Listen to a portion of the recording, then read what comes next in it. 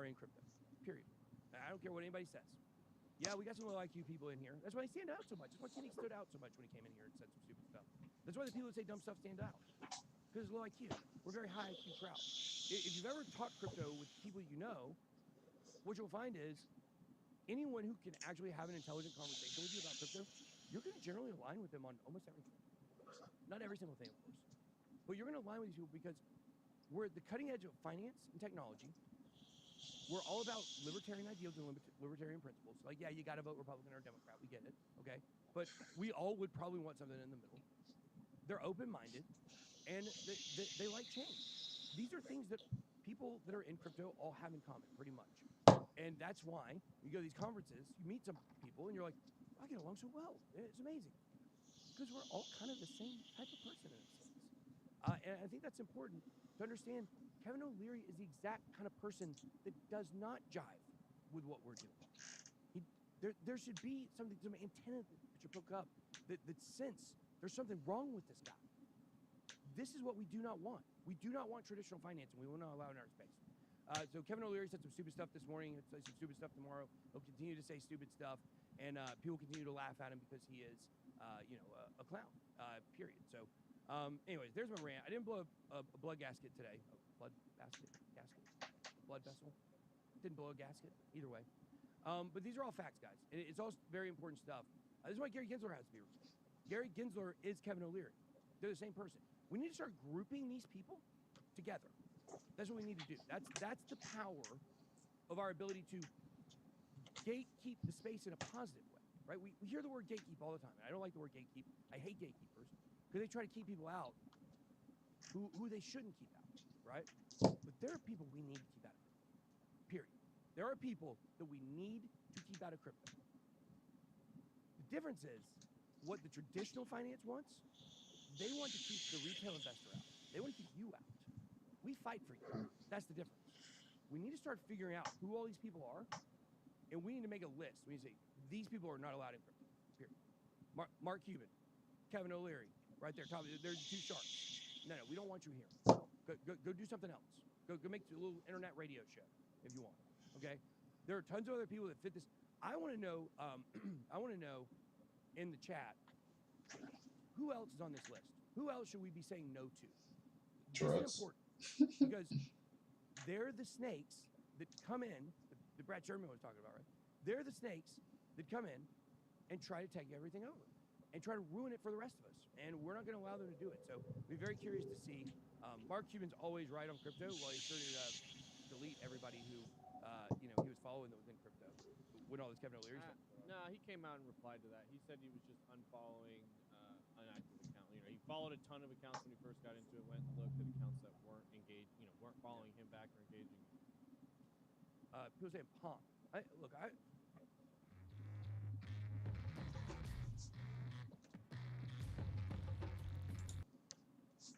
try to hold back on some of this stuff. I don't need another enemy right now. But, guys, see Pomp for who he is. He has a Bitcoin show once a week. He's making TikToks on the Wright brothers. Bringing on the Liver King, right? Nothing wrong with Liver King. I like Liver King. I wish I would have told the truth about doing steroids. Like, don't lie, right? I mean, everybody knew you were doing them. It's okay. I had no problem with steroids. But the fact is that this is not a crypto guy. This is a popular attention-seeking guy. This is what he wants to, in a bear market, build a different kind of audience. He took Bitcoin out of his Twitter profile. He's not a crypto guy, guys. Wake up. Wake up. He's an attention guy. That's what he is. Okay? I'm going to be doing crypto forever. That's what I care about. That's what I'm passionate about, is crypto. It's a bear market. Prices are down. Who cares? Whatever. Separate the crypto guys from the attention guys. I think that's where you'll get rid of for who to get rid of. And look, I see people saying okay stuff about Mark Cuban. He's done some bad stuff in crypto for sure. I just don't like him. I just don't like him. Period. I don't like some of the stuff he said. It's the same kind of like backtracking stuff. I don't trust him. So Jim Cramer, he's not a crypto guy. Max Kaiser, he's insane. He belongs in a SBF. Donald Trump's definitely not in crypto. Craig Wright created Bitcoin, guys. Don't you know that? Don't put him on the list. I'm losing through this list. Anybody else stood out to you that you saw on that list? No. Yeah. See, this is the problem, I think. I think a problem is is that a lot of these people, they're almost hidden from us. They're almost hidden in plain sight. And I think we really got to figure out who these people are that we don't that we don't want there. Trevor Lawrence, the guy that just did my lights in my house, just did Trevor Lawrence's house, and he said, "Why your house is a lot bigger than Trevor Lawrence's?" I said, "Well, I haven't thrown as many interceptions yet." Okay, all right, let's move on. Break, come on up. Roger Goodell.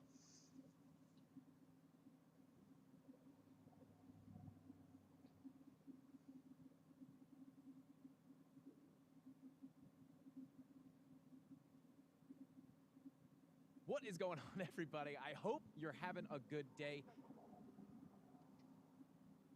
And boy, do we have the price action going on right now. So we have some really key levels that I'm watching. Obviously, you guys want to be very careful today with the Fed meeting going on.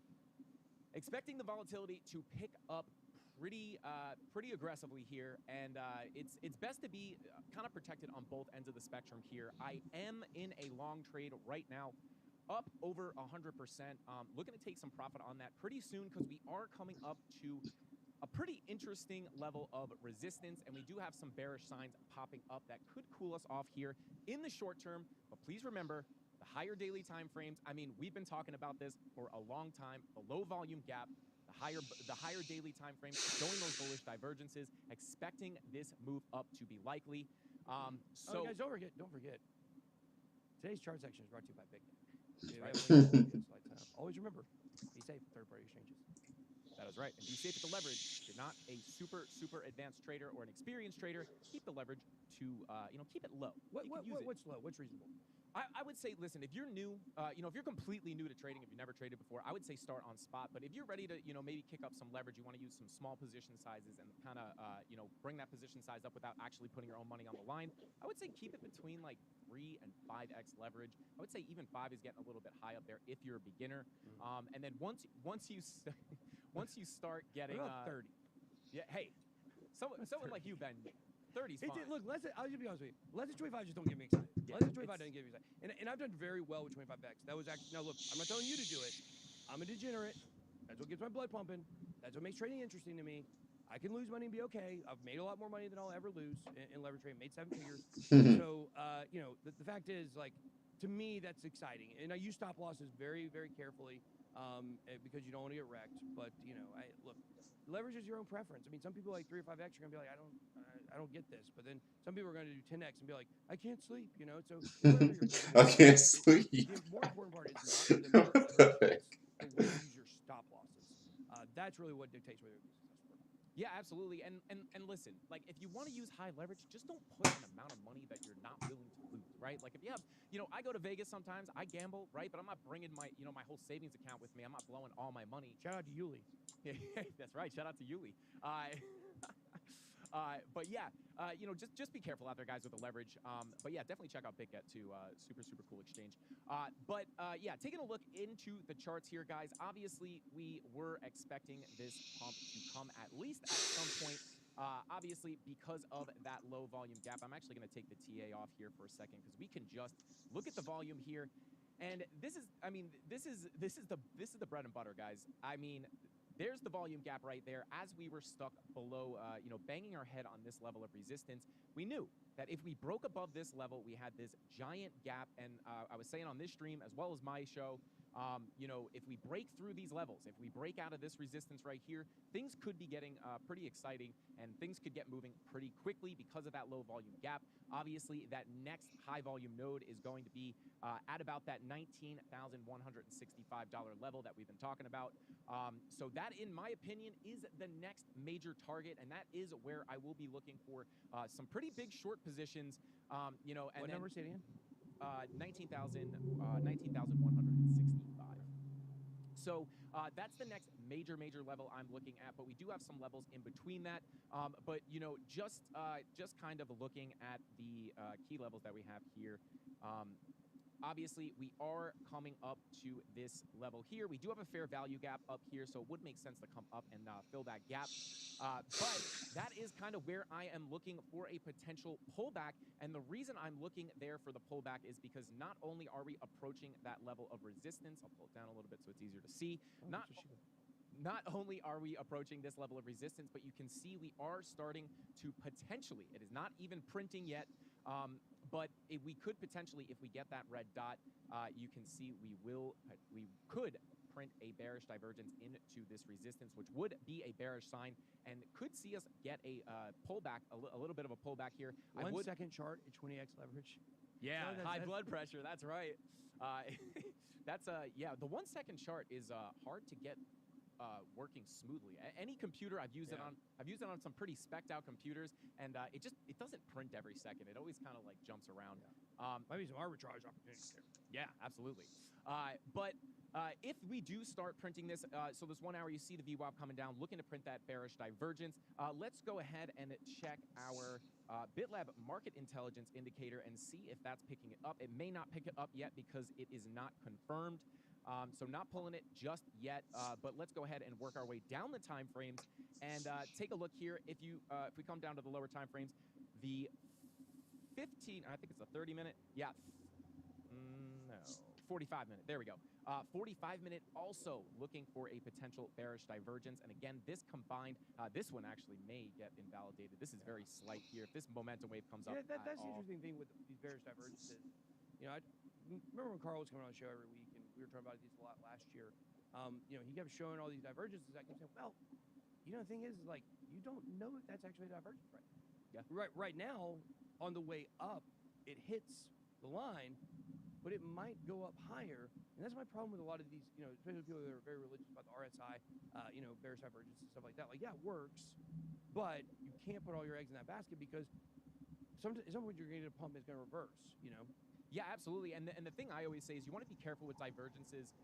You know, when you're getting a big pump, you're going to keep printing bearish divergences. 100%. And price, all of last year was basically one large bearish divergence. Yeah, exactly. You're going to keep making those higher highs, and you know, those bear divs, they may either not play out or they may just give you a tiny little pullback before it just busts right through that resistance. So obviously, yeah, you definitely want to take a look at more than just divergences. You want to have your multiple confirmations before entering a trade confidently. But yeah, that is a really good point, right? Because when you're in an aggressive uptrend, you're just going to keep printing those bearish divergences, and they're unlikely, you know, they're likely to just keep getting pushed through. But that's again the importance of understanding the market that you're trading in. But taking a look here at the 15-minute, you can see that we are starting to get an RSI and momentum divergences up here. So market intelligence is starting to please where to get Frankie's hoodie. I don't know where this hoodie came from. Somebody usually leaves it on my floor. Oh, hey. I think someone sent this to our old office. I don't know. I don't remember the name of the company or anything. But Bitcoin. Yeah, Bitcoin sent it to us, guys. Satoshi himself. But back to the charts, you know, market intelligence starting to show some bearish signs at this level of resistance. So looking at those divergences, looking at market intelligence saying, hey, we might be getting a move down here pretty soon. And then if we actually pull up our significant movements, our relative extrema, we can take a look here and see if we are coming out of our waves down here. You can see we peaked out a little bit here, which could be pointing you know, to a pullback as well. But that is not the strongest signal in my opinion. But likely, you know, even if, you know, once we get up to this level, if we do tap it, you know, I do think we could get a small pullback. But with that being said, once this news comes out or once the Fed meeting happens and Powell starts talking, things can get crazy, guys. The charts are generally pointing to the upside. You know, most of the stuff I want to talk about right now, we've been talking about for days. We have the low volume gap. We have the bullish divergences on the higher daily time frames. It doesn't mean that we're guaranteed to moonshot here, but you know, it's not a guaranteed moonshot. However, you know, this could be a perfect catalyst, right? If it comes out with, I think 50 basis points is pretty much expected and likely, not 100% guaranteed. This is impossible to predict 100%. But I think if we get that and there's not super hawkish, Powell doesn't sound super hawkish in his language. I do think this is a perfect catalyst to have those higher daily time frames with those bullish formations start to play out. So if we do get that to happen, and we do get a big move to the upside, the major levels, let's say we break this level here at 18,193 and we smash through this, Major levels I will be looking for shorts are going to be this macro value area low at $18,618, as well as the macro point of control, which we've been looking at forever, at $19,165. In my opinion, this is where we start retesting that test previous pivot, range that we were stop trading out playing in, out you know, not too long on ago. a C And trade. it would make a lot of sense to get some decent, you know, selling pressure at these levels. So I will be looking for shorts. I will treat them as scalp shorts at first, and then once I'm in profit, I will move my stop loss either to break even or in profit, depending on how far we go down. And then it's a risk-free trade. If I get stopped out in profit, it was a nice little scalp. But if things get crazy and we get another one of these Fed meetings, gives us a big rip up and then a massive dump to the downside, that little scalp trade will turn into a giant swing trade, and it'll give you a high percentage gain. And that's a really good strategy because it limits your risk, right? Like maybe you get stopped out and you make a little bit of profit, right? But eventually, if you start treating your trades like that, you'll wind up catching those big swing trades. That's how you catch those big moves. So, like I said, let me ask you this question, Frank. Yeah. Just let me tell you something I struggle with, with trades. I struggle to where like I will Finally getting to the top of the strength zone, maybe. Probably to Maybe right? top of the So strength for zone. me, like what a lot of money is like, you know, a large amount of money. Sometimes I'll be looking on just this little $5,000 trading account, right? And I'm trying to test out these indicators. That's what I'm really doing. I'm testing out the indicators. Check them out, bitlabacademy.com or BitLab Trading Suite. It's going well. I'm up in the account a pretty good bit. But I was up 40%. Now I'm about back to like 20%, right? What I'm saying is, when I look at the chart and I'm like, you know what? I'm up like 6% on this trade right now. It's only like $300 though. It's like, it's almost like I want a confirmation bias, the chart to keep going the same direction, because I don't want to close the trade at only up 6%. And then it goes up much higher. But then what'll happen is It'll taper right out back down to where it in a was, and it'll be down second. 6% before you know it. What is a good percentage to be looking at to where you're, because you got trading fees and different stuff worked in, like what percentage are you like, okay, like I'll just take this profit right now and be done because I'm not sure where the chart's going. Does that make sense? Yeah, so I think you make a good point, right? A lot of money is completely different to each person, right? So if you're trading with $1,000, a 10% move might be decent to you, it might not, right? So what I would say is, you know, I always tell people focus more on the percentages, right? Because you can always change your We'll at least go to size, S1, right? change your level as you get more experience. So for me, I always tell people focus on getting a consistent percentage gain. Obviously, it's not going to be 100% consistent. You're going to have losing days. You're going to have bad weeks. But if you can average X percent a day or X percent a week or X percent a month, depending on what kind of trading you're doing, focus on getting those green trades, right? Because if you can get those consistent percentages, even if you're getting 10% of $1,000 account a month, let's say, I would go for a little bit more than that personally, but you know, percentage-wise. But if you're going for 10% a week, if you can make 10% a week, and even if it's just $100 extra a week, right? That might not change your life. It might not be enough money to, you know, but it's gas money, something like that, Oh, right? I accidentally hit it. Once you get I didn't want to hit it. 10% weeks, It'll be fine. then you have that confidence, right? You can always scale up your position sizes, deposit more money. It's probably a good thing that I did. I don't know who will find out, but we are. And you can kind of adjust Here we your go. money to, you know, turn it.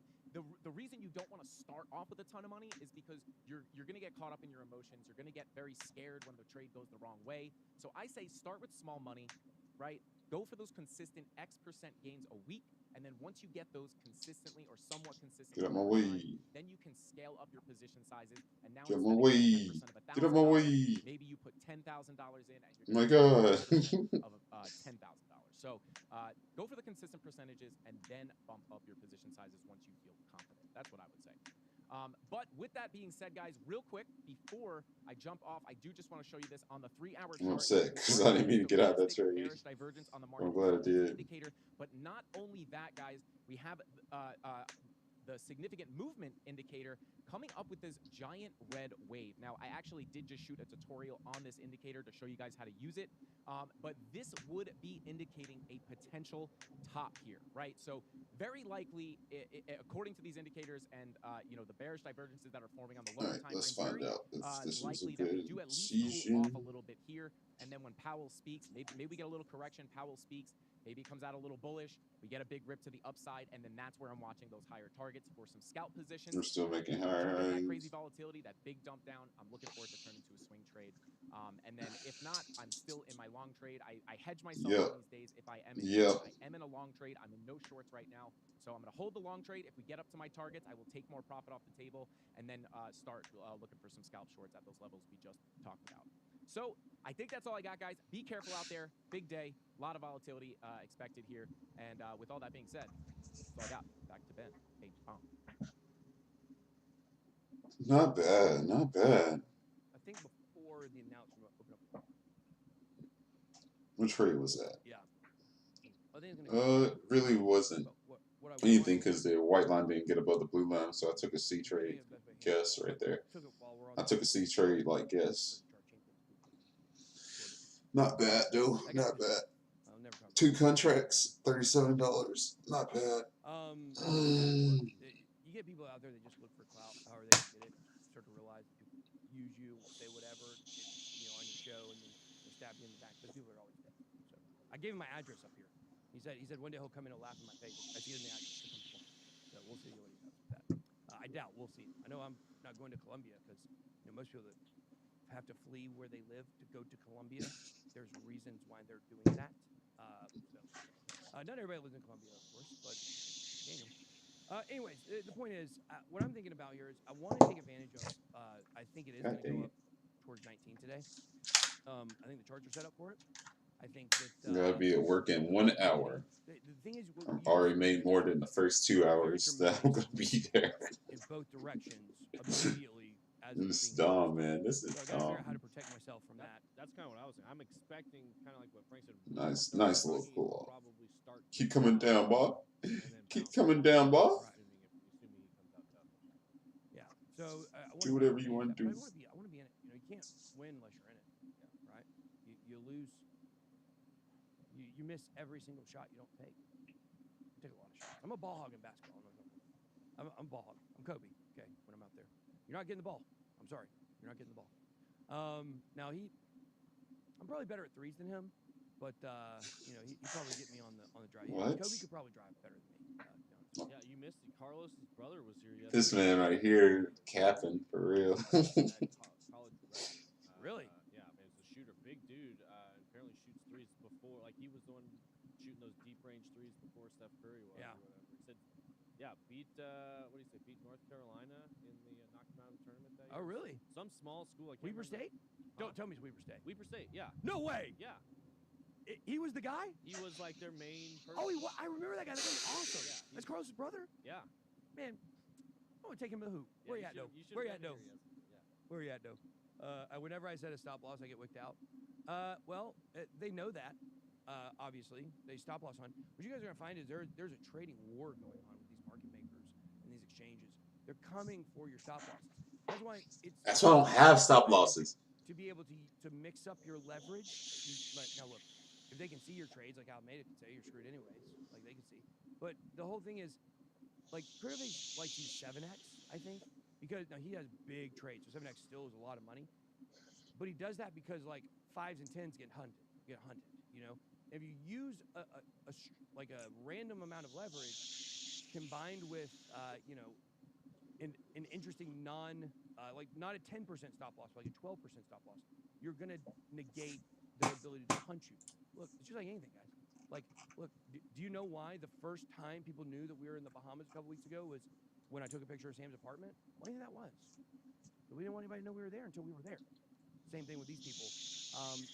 You want to hide your trades from them as much as you can. You want to move in stealth, not broadcast everything you're doing like we do here on the show.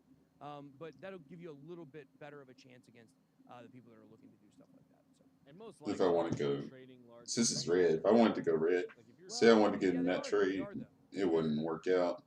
You may not be doing large. If I wanted to get in this trade, let's see if it would have worked out. Is a similar move. No, it wouldn't have worked out either. Unless this was like something, then it would be like that. Then it would have been a final test if this was a swing line. It would be. I could have gotten a short right here if there was a swing line right here. but It's there because wasn't, so I didn't get in it. they might just be going after one big person, but the trading psychology, like you said, is to do similar moves, right? No. Like, oh, we're gonna long it, we're gonna short at 19,000. Well, everybody got short at 19,000. So if you're in that bucket, you could get hunted. So you make sure you're doing not just stealth moves, but try to make your own unique moves. And don't fit in that. What was that? Super chat. Can we go to those 3 super chats real quick? Go that one first. They're not. The government does not have the power to declare everything else security. Okay, next. Okay, read that one. We missed a couple earlier, unfortunately. You need to click on it. Oh, yeah, same question twice. Did he? Oh, Larry under 5. Twitter bus.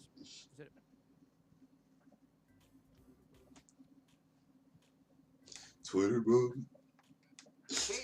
What the freak? I'm getting tired of Ryan Reynolds, bro. I'm about to fucking block this man, bro, on everything. This man dumb. I hate him so much. He just oversaturating everything. I already have Mint, just not your Mint Mobile. Promoted on Discord and Twitter. Let's look that up. Do we know who those people are? Let's see. Stock market 2.0. This is good, by the way. I like this. I like when they go after people for doing stuff like this. Because here it is. This is the stuff we want to stop out of the space. Like these Twitter pump and dumps, the Discord pump and dumps. People accuse us of all kinds of stuff. We never have done it one time. Most definitely. And people that A C trade, maybe even a D trade. It wasn't even in the strength zone, bro. I love this. Now, what you got to be careful about, though, is like with Ian Bellina, for instance, he denies everything that they're saying he did. And in addition to that, the numbers they all have are wrong on him. And you really look what happened there. Spark Token settled with the SEC right before that came down, a very low amount. Almost like Spark Token sold Ian up the river to get out of trouble themselves because he's a bigger fish than they are. So you got to be careful with this. Just because like this is a good thing, they go after people that do stuff like this, that doesn't mean they're going after the right people either. So please make sure you guys understand. Like Ian reached out to me, by the way, about the swatting stuff and said that will it come back up to the swing line? Let's see if it'll it'll make another high low. This could be him. another chance to take another trade Definitely to the upside. How that develops, but they are starting to go after people, and this is something we want. We want influencer regulation in the stock market world. They have this. That's why they can go after people like this. Let's see who it is. Mr. Zach Morris, PJ Matlock, Ultra Calls, Notorious Alerts, Laid Black, Oh Hey Tommy, Hugh Hinney, Dip Didi. I don't know anything about any of these people here. And these are their Discord handles. Each of the defendants has well over 100,000 Twitter followers. Let's see. One of the accounts run by Texas resident Perry Matlock, who calls himself the CEO of Atlas Trading, no longer exists as of Wednesday. So the defendants' Twitter bios, blah, blah, blah, blah, blah.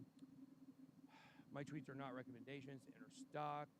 Don't buy or sell my tweets ever. So they have some these disclaimers won't protect you in situations like this where you're doing fraud and you're lying to people. Let's see here. Aiding and abetting, 7 security fraud to manipulate exchange traded stocks. Is it ETFs or no stocks? Scheme going back to at least January 2020. Could be a nice shallow traders. They did not disclose their promoting the stocks. They were allegedly planned to later sell those shares once prices of trading volumes rose, according to the complaint. So this is interesting because this is very generic. It's a very generic claim. They're saying while they promoted those stocks, they didn't tell their followers that one day the prices might go up and they might sell. Doesn't that feel very generic? Yeah. Is it like 72 hours is the I've been told that's the rule. I think Graham 7 told me that. Is that not a real rule? Have I been making that up, I wonder? Because, I mean, this is really... I think it's more like conspiracy, like to manipulate, meaning like, hey, they probably got messages where they coordinate. Not at all. They'll probably pump up where said, like, hey, we're going to convince these people to buy it. As soon as they buy and the price hits here, we'll all sell. Yeah. It's kind of like conspiracy. Told you. Yeah, it's so many great areas about this. They have dead right messages of these people saying that that's what they're doing. But what is market manipulation? what is market manipulation? Jim Cramer, a market manipulator? He's talking about Fox on the show, right? I really think we need more law and more. God, I hate law and regulation, but I feel like I talk about it all the time now. We need more. We need specific rules because this is how the government wins. Okay, the government wins when they make generic rules and they can accuse anyone of being guilty of anything at any given time. That's what they want. No, we can't have that. We want to have. Now it's made a lower low, so this right here. This is market manipulation.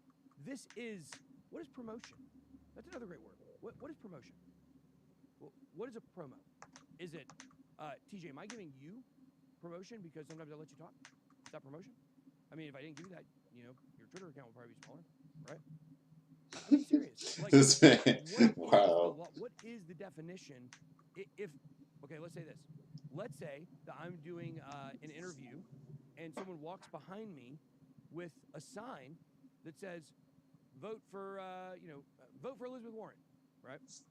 And holds that behind me, and that makes it into the video. Is that promotion? Am I guilty of promotion? Did I promote Elizabeth Warren as a candidate?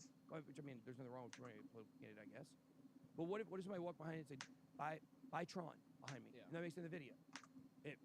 Am I responsible for that? Is that a promotion? Well, and then the other line is, where does the due diligence go on stuff you do promote? A lot of this came out of the Firefest stuff, where it's like, oh, they should be holding everybody responsible. You know, they should have not promoted it. And it's like, okay, so the social media person is supposed to, you know, make sure that the person who's putting on a festival is actually capable of putting on a festival, and then the agency now is supposed to vet them, and the guy shooting the camera is supposed to vet it, and like, where's the line? And it's similar with I think with this FTX stuff of the due diligence, and I think it really the issue is the SEC was the one kind of giving their stamp of approval, and that's what everybody else said. Okay, well, if they did the due diligence, you know, if Gary Gensler says it's okay, you know, why wouldn't, you know, Steph Curry think it's okay? Yeah.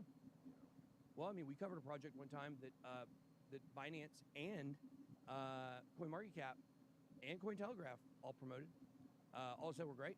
And so we took that into our due diligence on the project. Like, if Binance says it's good, then they must know something I don't. Turned out not to be a good project, and wish we'd never touched it. But that was part. But once again, we're the only people who get held accountable. Look, I am tired. Look, we're the people's channel. My secret to holiday magic without help from Mr. Claus. Man, I'm just glad it's not a Ryan Reynolds commercial, bro. We fight on everything. The people in crypto, but I also fight. I'm the leader in this crypto influencing thing. I don't know if y'all have figured that out yet. People look to me and what we do is the standard, whether it's negative or positive, what people think about it. Well, I want to own that. We're not just a people's channel. I'm also the voice of people that do what I do.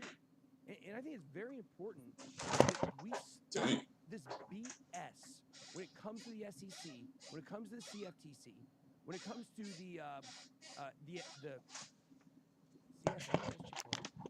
FTC, okay? I used to work there. I'm done with this. We're going to push for this. It's something we're doing this year already. We want clear rules that cannot be manipulated for financial gain by a government agency, because that's what they do. We're going to push, and we're going to continue to push. We're going to continue to be a mouthpiece for those who can't talk, for those who can't say something, for those who can't go after Gary Gensler like I can. We're going to continue to do that. You want to know why? Because we care. Because we care about people. No, I appreciate that, sir. Because I don't want anybody to ever be in a situation like Ian's in. There was no regulation around what he was doing. Now, I don't know, you know, there may be some validity to some of the stuff they said. There may not be.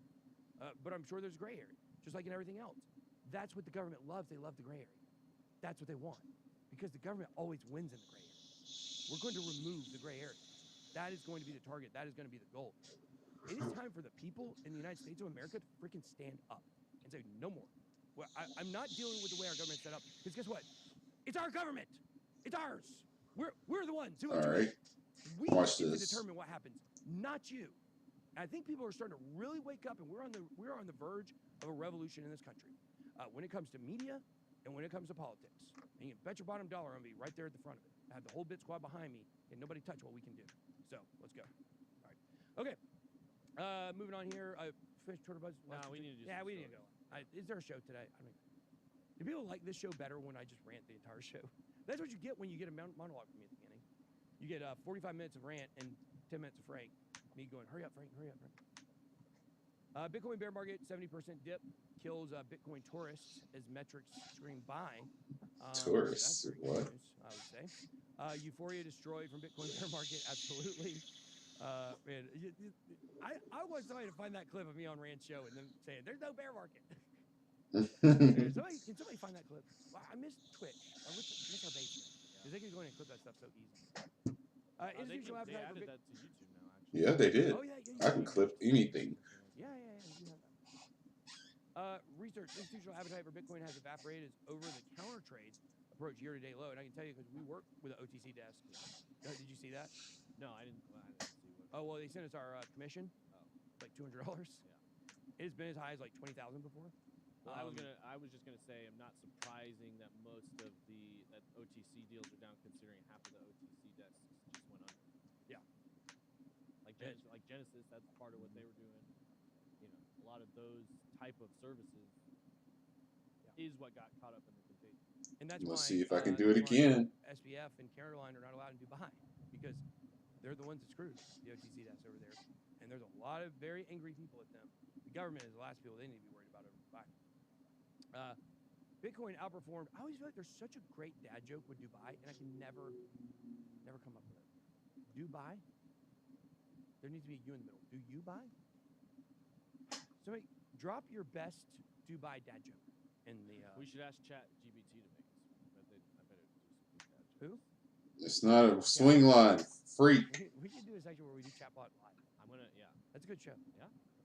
Bitcoin outperformed financial markets in 7 out of the last 10 years. Big surprise. The other 3 were the bear market years. Shocker. 12 years ago, Satoshi tweeted, was last active on, 12 years ago today. Satoshi, the creator of Bitcoin, was last active on. They tried to trick me. That might have been a good entry point. Wherever you are, Satoshi, thank you. Listen to CZ thinking himself. How funny. I don't really. There's Satoshi, blah, blah, blah. Oh, it turned into a swing line afterwards. God, they got me. That would have been a great final test. Look at that. Well, I missed it right there. Let's see if we missed it the other one. I'm always freezing. Andrew's always really hot, so it's been incredible to be able to separate our temperatures. I've seen major improvements with my sleep and recovery scores as a result. All right, Russell, give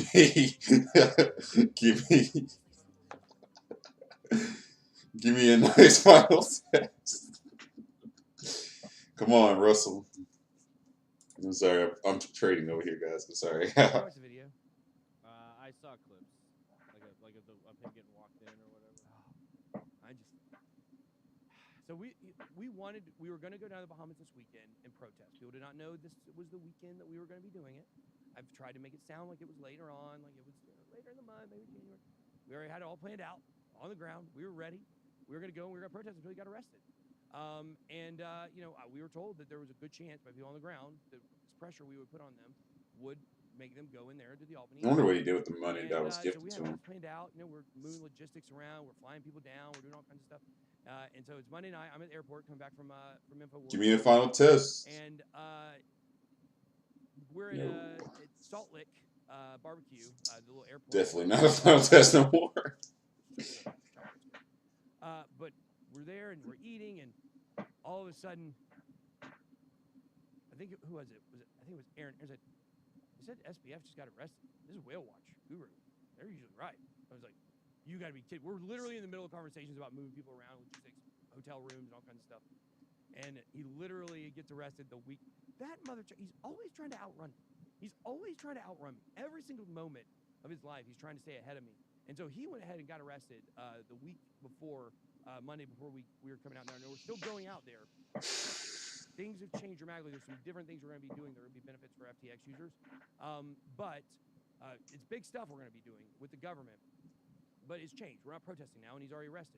The good news is that it just came out yesterday that he was denied bail, and that he's supposed to be in detention until February 8th, I believe. Dang. It depends on what kind of land it is. We use professional Minecraft builders for Sandbox. You can use regular video game developers if they use Unreal. So, anyways, the point is, I'm gonna have to switch up everything. I'm gonna go try seeing him. we'll see if they let me on the list. We'll see what happens. But I am going to go try. I said I was going to. And, man, that would be great. We probably can't take cameras in, which would be fine. I got stuff to say to him personally. That's what I want to say to him. I got things I want to tell him, things I want to ask that I don't care if it's for clicks or cameras or not. And that's what people don't understand is it's not been about that for us. I know you think it has, but it hasn't. So anyways, there we go. So ChatGPT cannot write that joke. It doesn't. It has a hard time with humor, play on words. Probably doesn't get Dubai. So why did the Dubai man go shopping? Because he had to buy groceries for his camel. For his camel? Exactly. It doesn't make any sense. Is that? Yeah. The other one That's it had. offensive. Yeah, it was. It was. Why did the Dubai man buy a camel? Because it was a ship that wouldn't sink. It doesn't make any sense. These are actually great jokes. These are actually really good. These are the jokes that you say and like nobody understands and you laugh. And the whole joke is because they don't understand. We used to have one who was cool. Like, you know, there are two ducks in a bathtub. One says to the other one, "Hey, can you pass the soap?" And he responds, "No, turn on the radio." There you go. That's then you all laugh and you know. Why is the Bitcoin price always cheaper in UAE? Why? Because they do buy the dip. Oh, that's a good one. That's a good one. Hey. Okay, Binance withdrawals jumped 3 billion in 24 hours because obviously, you know, Binance caused everything. People are saying they didn't really. That's a joke. Binance sent a statement to CNN that has been widely reported. Regulators are doing a sweeping review of every crypto company. So we'll see what happens there. I don't know. Maybe some people are. I wonder if it's United States citizens that still have accounts trying to get out of it. Possibly. Could be. Okay. Here's the next story. BUSD supply falls below $20 billion as USDC climbs above $45 billion. All right, trade. That's probably a reaction to all the money being withdrawn from Binance. We know the majority of coins held on there are BUSD. So, all right. Hey, it's Ryan Reynolds. I can't believe my The holiday face. I think that you're gonna like. When you switch to Mint. Sam Bankman-Fried denied bail in Bahamas on FTX fraud charges. Dang. They see him as a flight risk. Shocker. He should have taken off on that boat. We gave him a map. The best meme on Gave him a map. This man dumb. Whatever. And it's like, but Your Honor, my client's really sad. You know, because they tried to say he was too depressed to go to jail. Basically. I guess he's waking up today wondering where his upper. Yo, Ben, my kid plays at West Virginia Tech. West Virginia. Naya basically D2. She's #1 in the nation in threes. The market's about to open in 1 minute. NIL deal with your 1 minute. We're not doing NIL stuff right now. You go have Players Lounge for some of that stuff.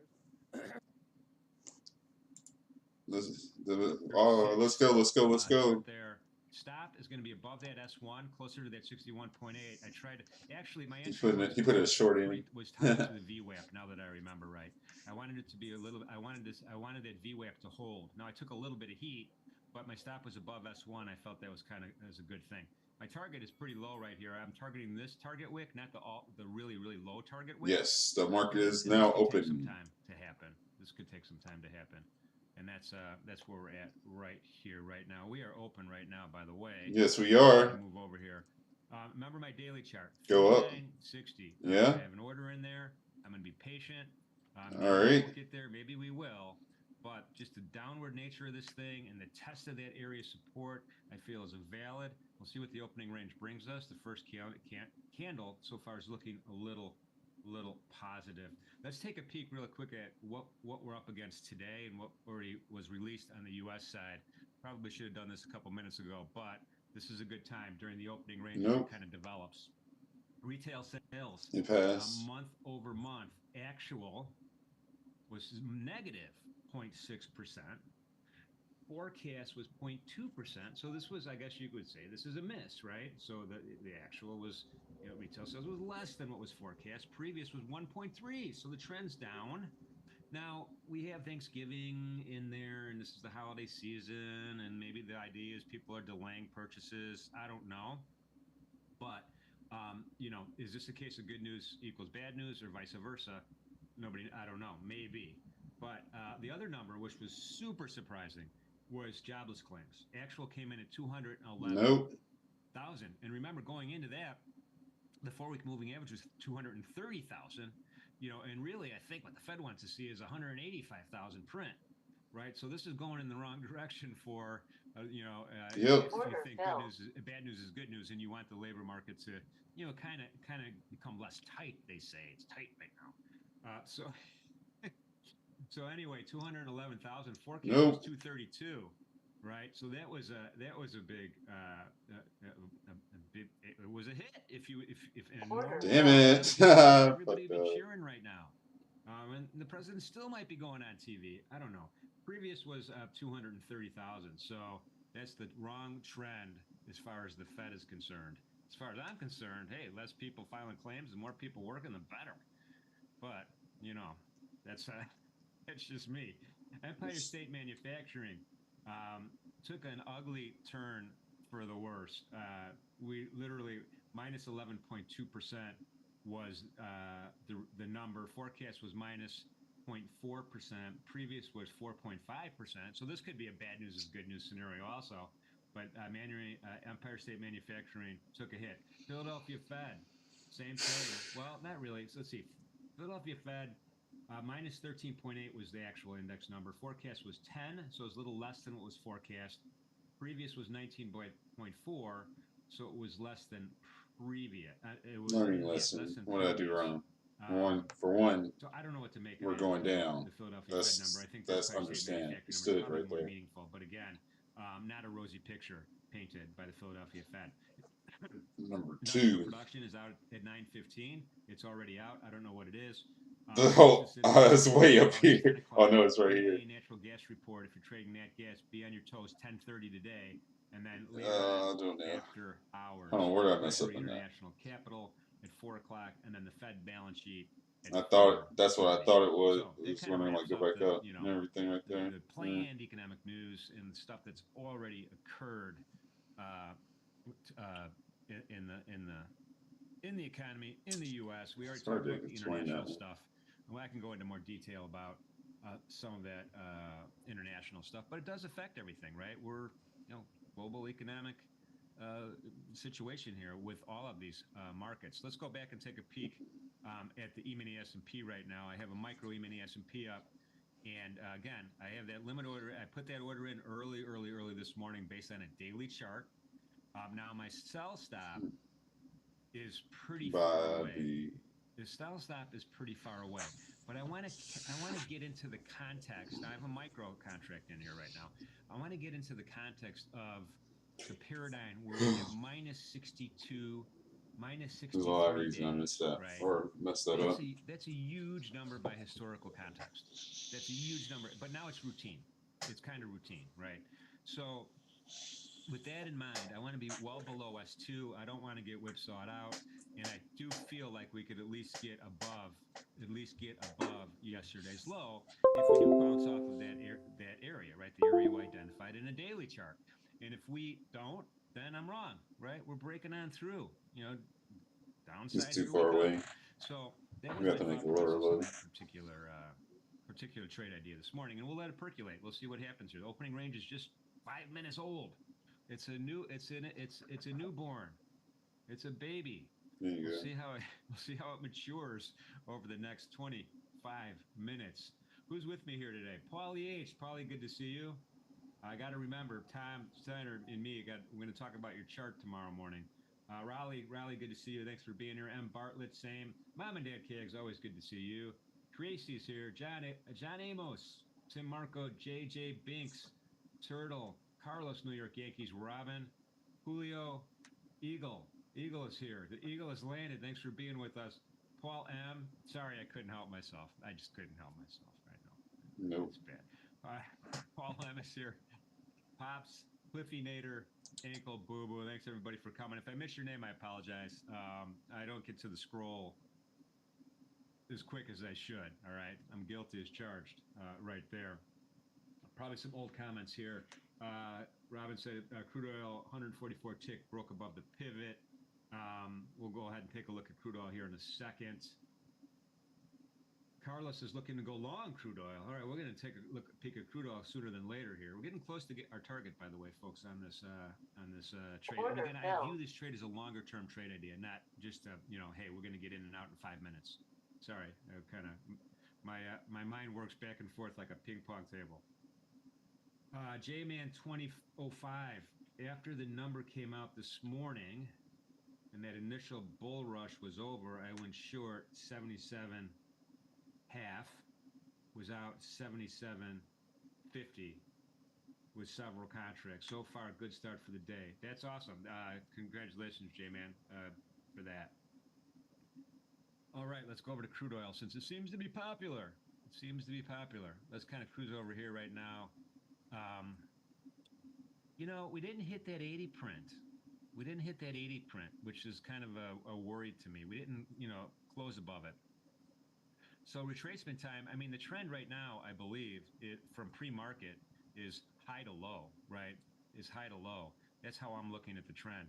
And even when we kind of opened last night, you see this kind of price depreciation.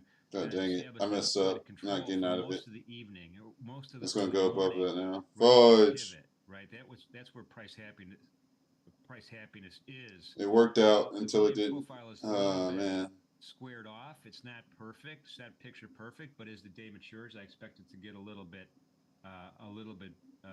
clearer in my mind. We're right at the VWAP right now. We're trading right through it during the opening range. We have a target wick way up here. I'm going to circle it just so I remember that it's there. Not that I need to remember. I mean, it's pretty obvious. Target wick right there. And I don't know if you feel like you should be long here, that could be a good target wick. If you feel like you should be short here, this could be a good stop loss area.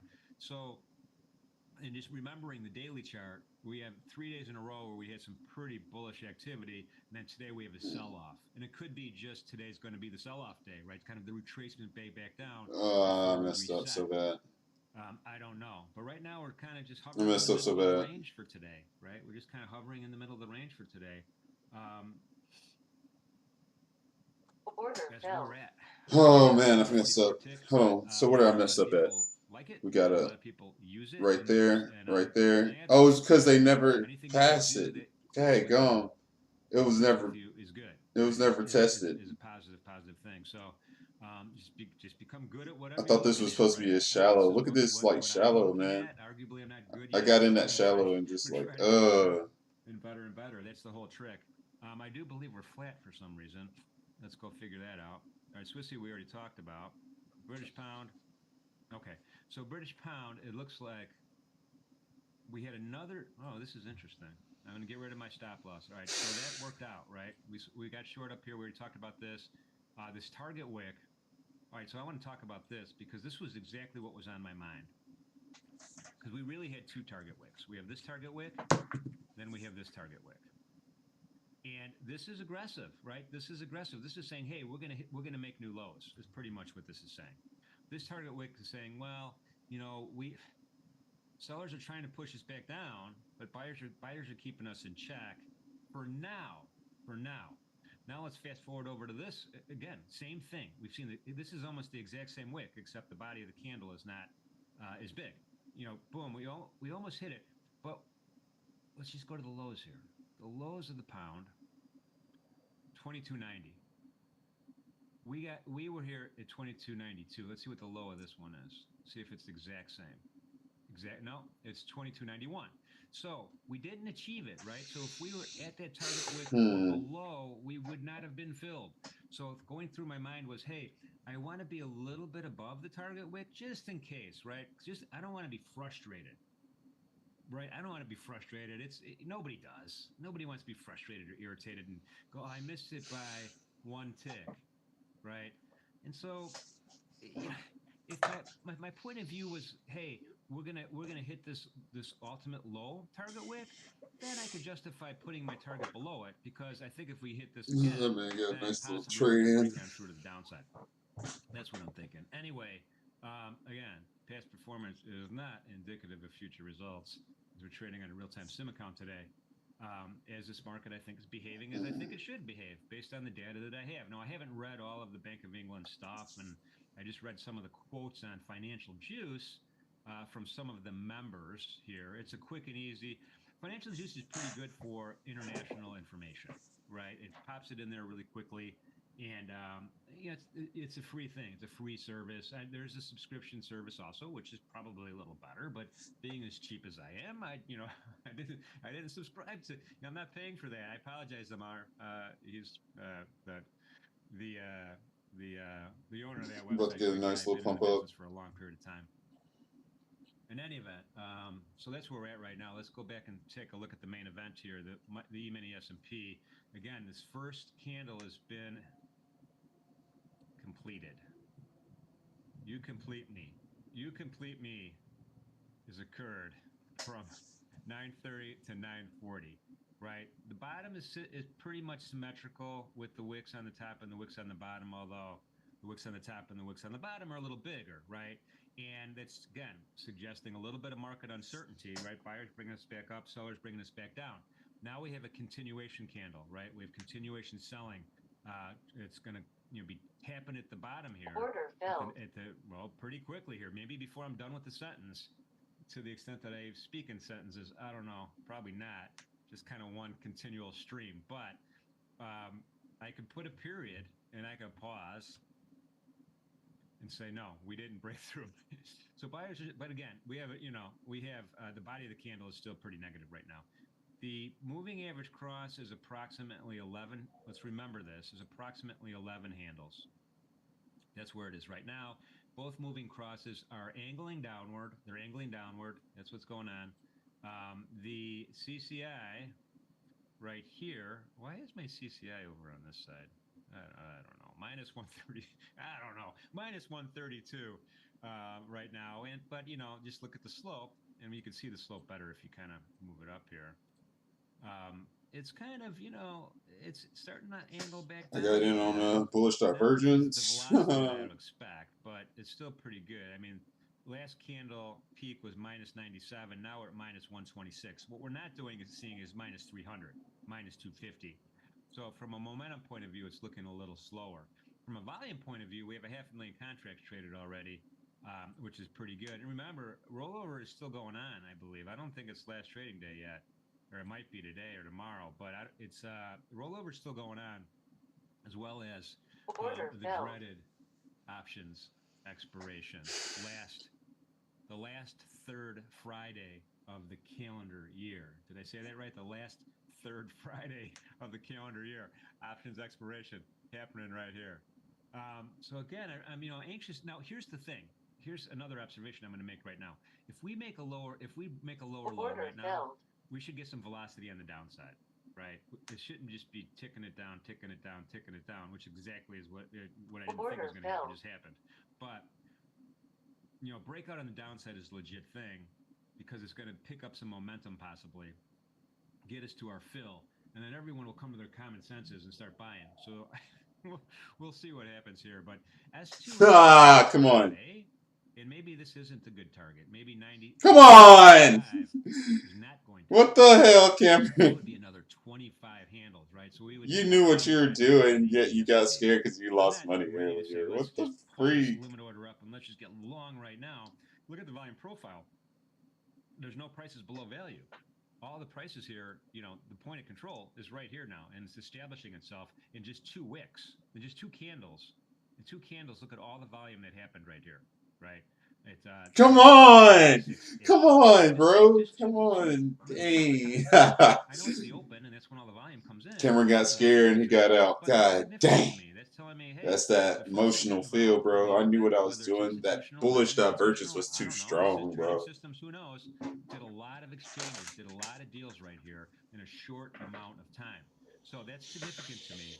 And again, as this kind of develops as kind of a lowercase b distribution, that's going to be even more bearish right there. In any event, we'll see if we can get poked through here. After the opening range is established, I'm wondering if this trade idea is going to survive or not. Right, trade idea is going to survive or not. Whew. We will see. Hopefully everyone's having a good day. I guess that cold front's coming in, for the whole country. If you're here in the U.S., I don't know about anywhere else in the world. I think a cold front's coming in. I'm a little worried. I moved here for the weather. Filled. Oh, boy. Carlos, thank you for that comment. Good to see you. Crude oil, third daily candle closed within 98% of its range, preceded by 2 bullish candles. And for me, that is the daily time frame structure context. Long bias targeting above 84. Let's take a look at that crude oil chart, this daily crude oil chart, and ponder Carlos's point of view here. So, yeah, I hear you. I mean, I hear you. There's 1, 2, 3 big candles, right? We have a little bit of a sell-off here, but it's not substantive, right? We didn't break through. Even the body of this candle right now that's percolating right here is not even, I don't know, I'm going to just estimate it at about 25% of the body of the previous candle with a higher high, right? And a pretty big wick on the bottom. This is looking like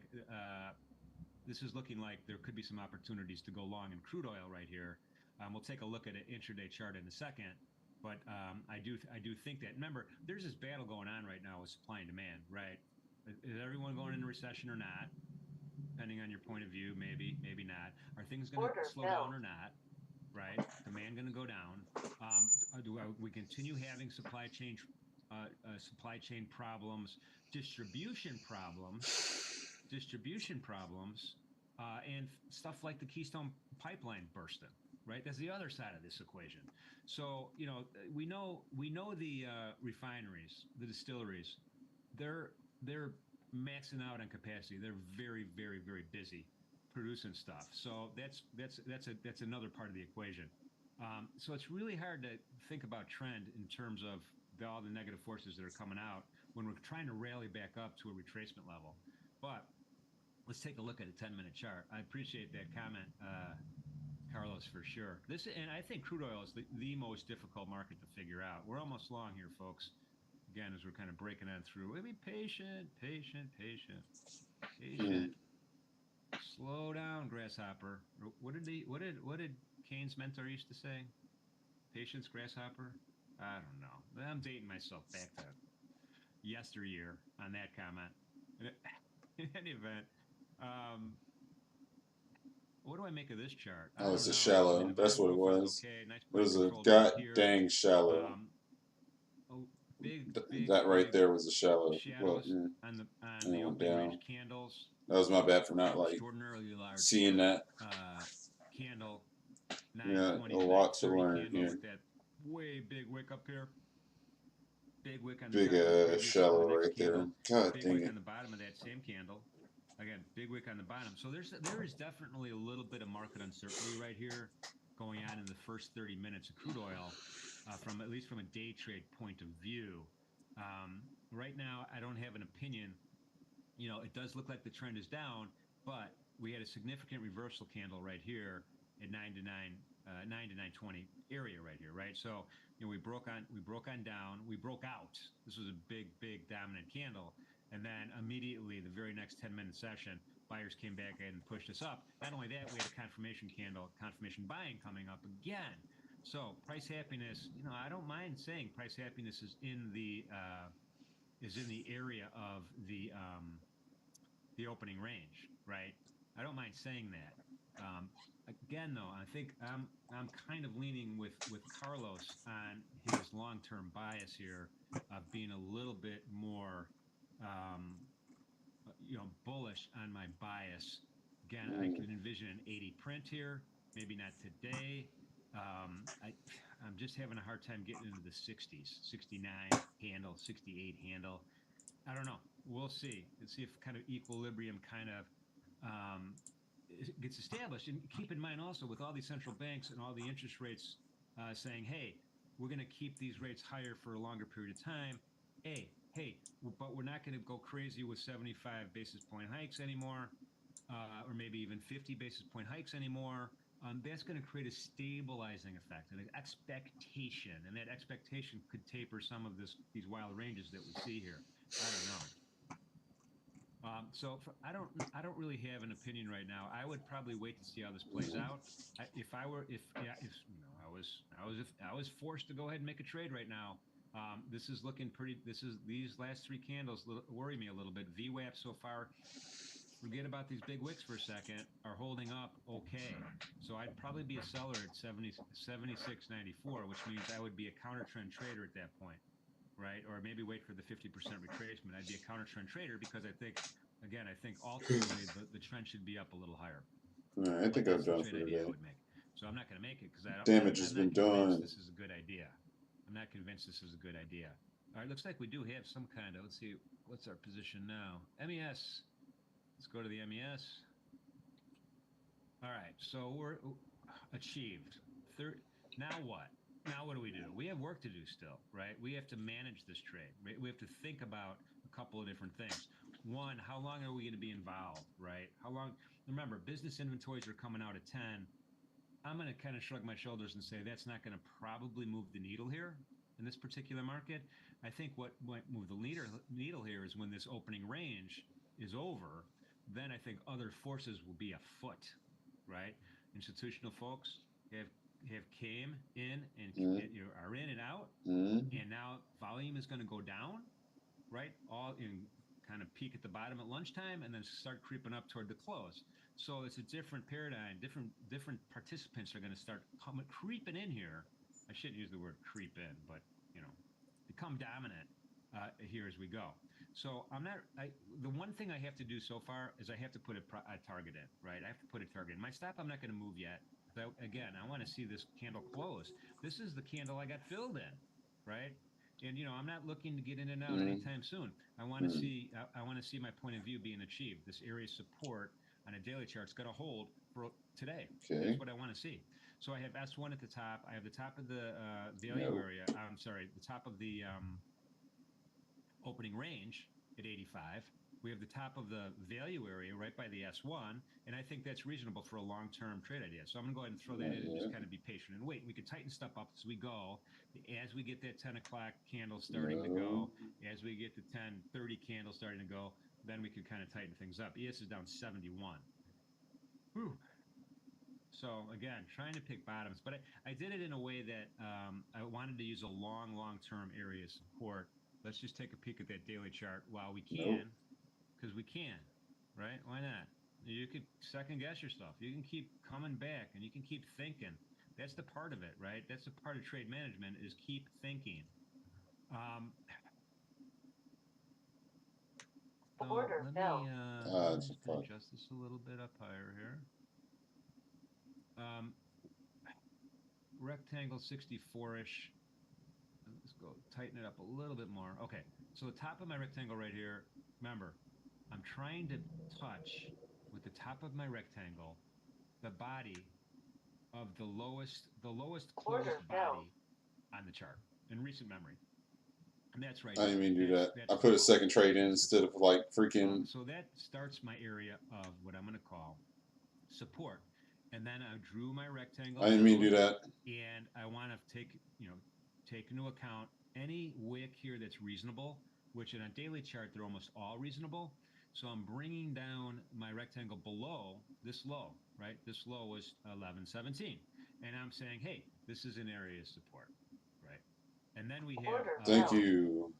A long-term area. All right, now I'm done. Okay, I didn't mean to do that last trade. I meant to sit close.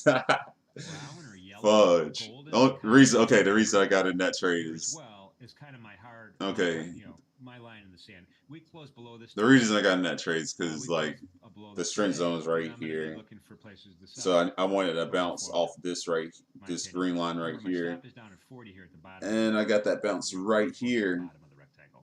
So that was. And it ended up being I looked at this again, and for that very reason, I'm not moving anything. I'm not changing. I mean, it played out, but that was insane. I didn't mean to hit. I didn't mean to hit a short right here, bro. Oh man! All right, I'm done. In the penthouse. What part of where are you at there? Richard W. Cold and wet in Atlanta. Yeah, you're probably same as I am. Rodney, lots of snow in Minnesota. That's not unusual. That's not unusual. When I lived in Chicago, we'd have to go to this wrestling tournament in Rochester, Minnesota. and it was like January 2nd and 3rd every year. It was brutal, brutally cold, brutally cold. Hopefully it gets warmer for everybody. All right, we're going to see if S2 is achieved here as we're kind of watching as we go. We have another 3 minutes and 21 seconds left here on this counter trend. Well, it's not a counter. Yeah, it is a counter trend trade, I think.